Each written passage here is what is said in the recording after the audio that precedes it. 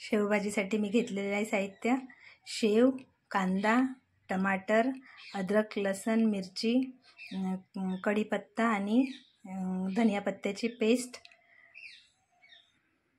कढीपत्ता, राई, जिरा, हळदी पावडर, मिरची पावडर, धनिया पावडर, गरम मसाला, मीठ आणि तेल.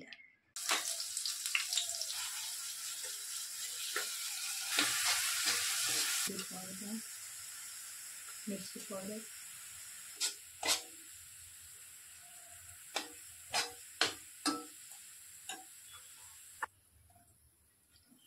टमाटर आणि थोडा गरम मसाला.